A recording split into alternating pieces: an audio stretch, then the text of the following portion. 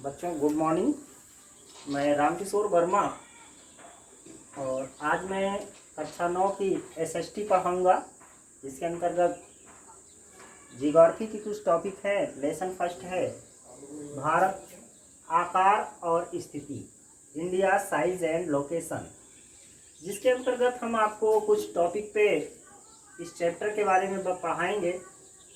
पहला टॉपिक हमारा होगा भारत की स्थिति विश्व मानचित्र पर। दूसरा होगा आकार। तीसरी टॉपिक होगी भारत की भौगोलिक स्थिति का महत्व। चौथी टॉपिक है भारत तथा विश्व। पांचवी टॉपिक है भारत के पड़ोसी देश। और छठी टॉपिक है हमारी भारत के अंतर्राष्ट्रीय सीमा से लगने वाले देश। तो बच्चों, मैं आपको इस चैप्टर का शुरुआत करता हूँ कि भारत के आकार और स्थिति के बारे में। संसार की सबसे प्राचीन संस्कृति में से भारत एक है और भारत दुनिया का एकमात्र ऐसा देश है कि जिसके नाम पर एक महासागर का नाम है। उसका नाम जानते हैं आप? हिंद महासागर। इसको अनेक नामों से जाना जाता है, जैसे इंडिया, हिंदुस्तान, भारत, भारतवर्ष, भारतखंड, आर्यावर्त, हिंदुस्तान, सिंधु देश आदि नामों से भारत को जाना जाता है। और क्षेत्रफल की दृष्टि से यह जो भारत देश है विश्व का 7वां बड़ा देश है और चीन के बाद आबादी में ये संसार का दूसरा सबसे अधिक आबादी वाला राष्ट्र है। पिछले 5 दशकों में भारत ने आर्थिक व सामाजिक रूप से बहुमुखी उन्नति के साथ साथ कृषि, उद्योग और सर्वांगीण आर्थिक विकास में बड़ी तीव्र गति से वृद्धि की है और विश्व इतिहास में भी भारत का महत्वपूर्ण योगदान है। तो अब मैं पहली टॉपिक पे चलता हूँ, भारत की स्थिति विश्व मानचित्र पर। तो भारत एक विशाल देश है। इसे एशिया का उपमहाद्वीप माना जाता है और पूर्वी गोलार्ध में भारत को केंद्रीय स्थिति प्राप्त है।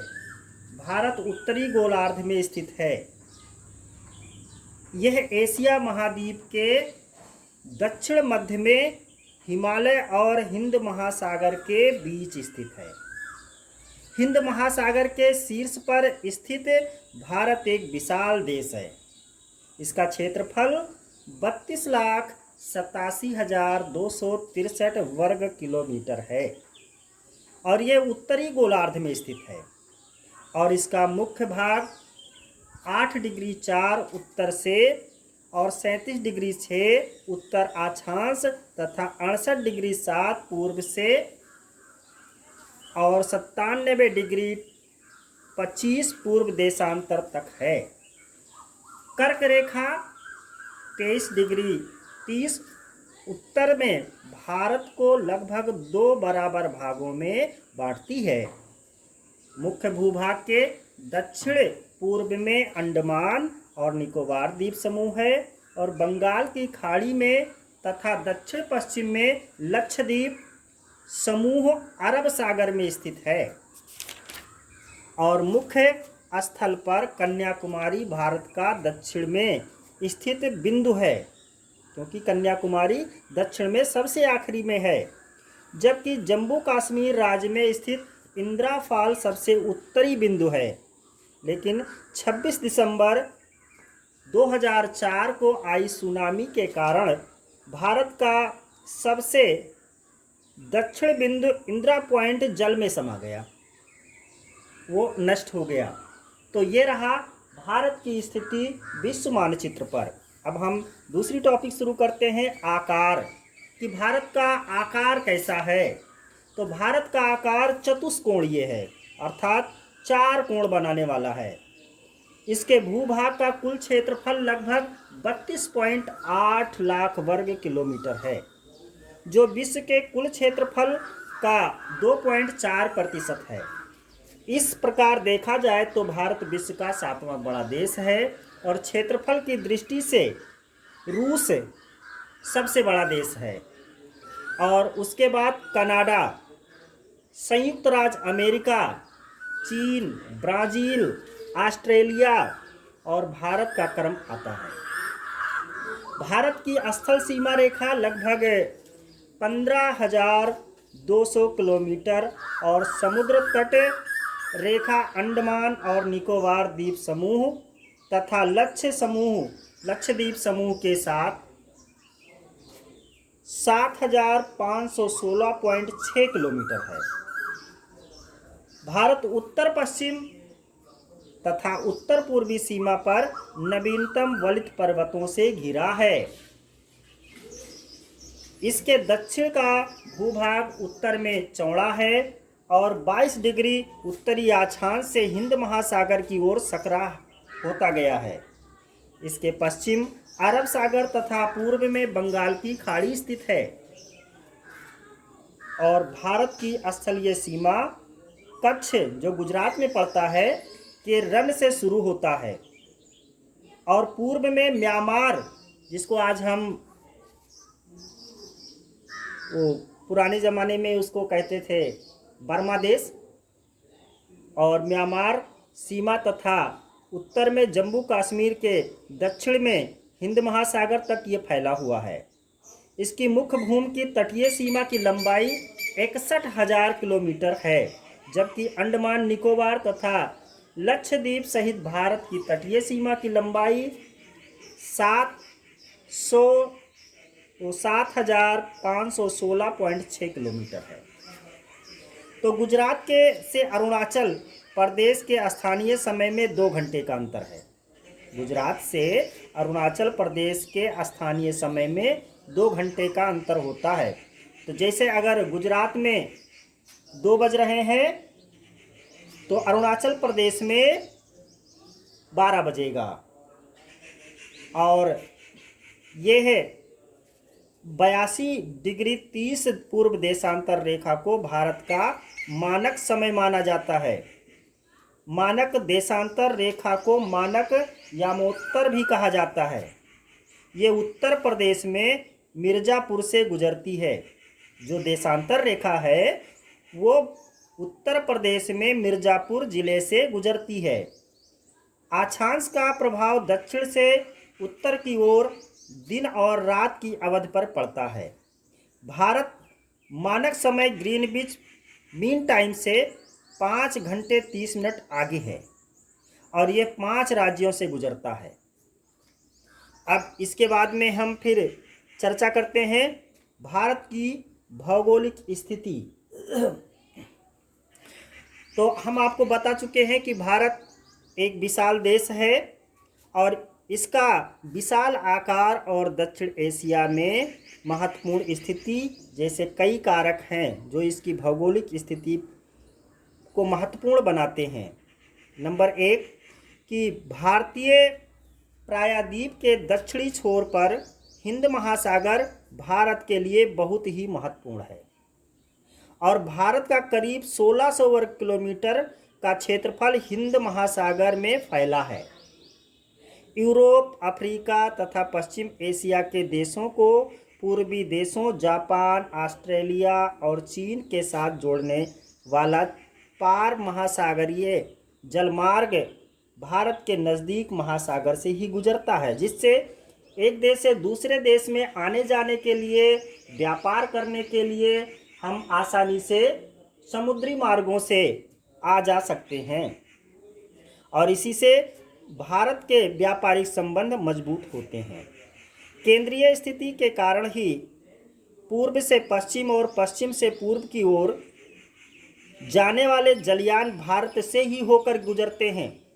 पूर्व से पश्चिम की ओर और पश्चिम से पूर्व की ओर जितने भी जलयान हैं, पानी वाले जहाज हैं, ये भारत से ही होकर गुजरते हैं।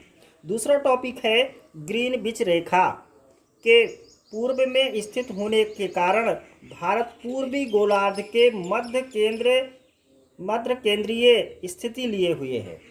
पूर्वी गोलार्ध में मध्य केंद्रीय स्थिति पर है और अपनी महत्वपूर्ण भौगोलिक स्थिति के कारण ही भारत काल में पश्चिम स्थित अरब देशों से तथा दक्षिण पूर्वी एशिया तथा सुदूर पूर्व के देशों के साथ व्यापारिक और सांस्कृतिक संबंध स्थापित कर लिया। अगला है कि प्रायद्वीपीय भारत तीन ओर से सागरों से घिरा है। प्रायद्वीप किसे कहते हैं? वो स्थल जो तीन तरफ से समुद्रों से घिरा होता है उसे प्रायद्वीप कहते हैं। और इसकी पूर्वी और पश्चिमी तटरेखा न सिर्फ सपाट या विस्तृत है वरन इन पर अनेक महत्वपूर्ण पत्तन भी स्थित हैं। पत्तन माने बेटा होता है कि जहाँ पर समुद्री जहाज रुकते हैं उसे पत्तन कहते हैं। जैसा बस स्टैंड होता है, बस रुकता है, रेलवे स्टेशन होता है, ट्रेन रुकती है, ऐसे पत्तन होता है और इसे बंदरगाह भी कहते हैं। ये पत्तन भारत को अतिरिक्त व्यापारिक मुनाफा उपलब्ध कराते हैं। सन 1865 में स्वेज नहर खुलने से पहले भारत को यूरोप से समुद्री मार्ग से व्यापार करने के लिए अफ्रीका के दक्षिणी छोर से होकर जाना पड़ता था और इस नहर के खुलने के बाद अपनी स्थिति के कारण ही भारत और यूरोप के बीच की दूरी लगभग 7000 किलोमीटर कम हो गई। अपनी केंद्रीय स्थिति के कारण ही पूर्व और पश्चिम के देशों से अंतर्राष्ट्रीय संपर्क करने में भारत को बड़ी सहायता मिलती है। अब मैं आपको अगला टॉपिक शुरू करता हूँ, भारत तथा विश्व। भारत तथा विश्व। भारतीय भूखंड एशिया महाद्वीप के पूर्व और पश्चिम के मध्य स्थित है और भारतीय भूखंड एशिया महाद्वीप का दक्षिणी विस्तार है। हिंद महासागर पश्चिम में यूरोपीय देशों और पूर्वी एशियाई देशों के मध्य संपर्क मार्ग है। हिंद महासागर के कारण ही भारत को केंद्रीय स्थिति प्राप्त है। दक्षिण का पठार महासागर में शीर्षवत फैला हुआ है और पश्चिम एशिया, अफ्रीका और यूरोप के देशों के साथ साथ पूर्वी एशिया के देशों से भी पूर्वी तट के माध्यम से व्यापारिक व राजनीतिक संबंध बनाए हुए हैं। हिंद महासागर में किसी भी देश की तटीय सीमा भारत जैसी नहीं है। भारत की इसी महत्वपूर्ण स्थिति के कारण एक महासागर का नाम इसके नाम पर रखा गया है, हिंद महासागर। अब मैं चर्चा करता हूँ भारत के पड़ोसी देश। भारत के कौन कौन से पड़ोसी देश हैं? तो भारत का दक्षिण एशिया से बहुत महत्वपूर्ण स्थान है। भारत की भूमि की सीमाएं उत्तर पश्चिम में पाकिस्तान, उत्तर पश्चिम में पाकिस्तान और अफगानिस्तान के साथ, और उत्तर में चीन, तिब्बत, नेपाल और भूटान के साथ तथा पूर्व में म्यांमार व बांग्लादेश के साथ है। अर्थात भारत के पश्चिम में पाकिस्तान और अफगानिस्तान है, उत्तर में चीन और तिब्बत है, नेपाल और भूटान, और पूर्व में म्यांमार और बांग्लादेश है। दक्षिण में समुद्र पार हमारे पड़ोसी दो द्वीप समूह राष्ट्र हैं जो श्रीलंका हैं और मालदीव हैं। भारत और श्रीलंका के मध्य छोटा समुद्री रास्ता पाक जल संधि तथा मन्नार की खाड़ी है। मालदीव लक्षद्वीप समूह के दक्षिण में स्थित है। तो आपको मालूम हो गया कि हमारे पड़ोसी देश पाकिस्तान, अफगानिस्तान, चीन, तिब्बत, म्यांमार, बांग्लादेश, ये हमारे पड़ोसी देश हैं। अब कृत्रिम सीमा, कृत्रिम जो बनाया गया अलग अलग देशों को से गुजरने वाली, तो ये रेड क्लिफ नाम से जाना जाता है। ये 1120 किलोमीटर लंबी है और गुजरात, राजस्थान, पंजाब तथा जम्मू एवं कश्मीर राज्यों की सीमा भारत को पाकिस्तान से अलग करती है। अर्थात भारत और पाकिस्तान के बीच की सीमा को हम रेड क्लिफ कहते हैं। रेड क्लिफ सीमा, जो रेड क्लिफ रेखा है, वो भारत और पाकिस्तान को अलग अलग करती है। भारत की उत्तरी सीमा चीन, नेपाल एवं भूटान देशों से मिलती है। यहाँ हिमालय पर्वत श्रृंखला प्राकृतिक सीमा का निर्धारण करती है। और भारत और चीन के मध्य जो रेखा है, जो भारत और चीन को अलग करता है, उसे मैकमोहन रेखा कहते हैं। तो ये जो सिक्किम राज्य से म्यांमार की सीमा तक 4,248 किलोमीटर लंबी है। भारत और चीन के बीच में जो भारत और चीन को अलग करने वाली रेखा है उसकी लंबाई है 4,248 किलोमीटर, और भारत और पाकिस्तान को अलग करने वाली जो रेखा है उसकी लंबाई है 1,120 किलोमीटर। सामरिक दृष्टि से ये सीमा रेखा बहुत ही महत्वपूर्ण है। जम्मू कश्मीर, हिमाचल प्रदेश, उत्तराखंड, सिक्किम तथा अरुणाचल प्रदेश राज्यों की सीमाएं चीन से मिलती हैं, और पूर्व की ओर भारत की सीमा बांग्लादेश से मिलती है। इसके सीमांत पर पश्चिम बंगाल, असम, मेघालय, त्रिपुरा एवं मिजोरम राज्य स्थित है। म्यांमार और भारत के मध्य हिमालय को आकारन्योमा पर्वत श्रृंखला है। इस सीमांत पर अरुणाचल प्रदेश है, नागालैंड, मणिपुर तथा मिजोरम राज्य स्थित है। अरब सागर में लक्षद्वीप, मिनिकॉय एवं अमीन दीवी द्वीप समूह एवं बंगाल में अंडमान निकोबार द्वीप समूह है।